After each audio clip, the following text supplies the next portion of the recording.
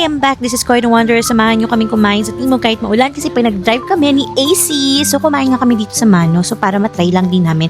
1 year na kami magkakilala. Kaya mag-anniversary kami today. So, yan na nga. Umu-order na kami ng aming kakainin dahil di pa kami nag-lunch. So, say hi, Ate Kat. And then also, pakita natin si Kat and AC.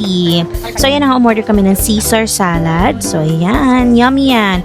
So, kung mahilig ka sa salad, isa to sa ordering nyo. So, masarap siya for me. And then, next is their truffle pasta. So, mahilig ako sa truffles. Talagang kasi kasama siya sa order.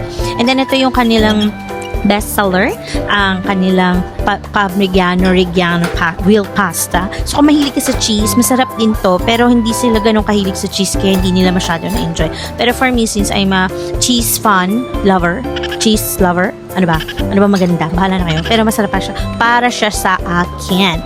So, ito ng finished product. So, chika-chika muna kami bago kami kumain. Ay, mali pala. Kumakain kami habang nagchichika-chika. So, syempre, after nyan, di magtatapos dyan, kami ay nag-karaoke.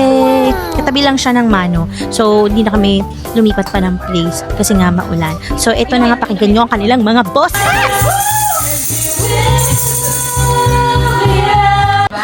Good for a weekend. So it's gonna be forever, or it's gonna go down in flames. Tell me when it's over.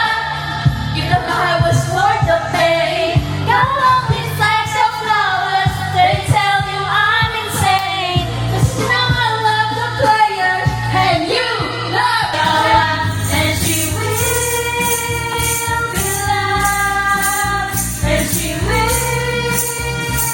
O, diba, hindi halatang masaya kami dyan. At syempre, meron tayong late celebration. Di natin makakalimutan ang birthday ni AC na April pa. But since ngayon lang kami nagkita-kita, at ngayon lang namin isa-celebrate. So, happy birthday, AC. Hindi mo alam kung paano namin na-order yan, kung paano namin nadala yung cake. Magkakasama tayo simula kanina. So, happy birthday! So, let's blow, you blow the candle. Sana napasaya ka namin sa simpleng surpresa namin para sa iyo.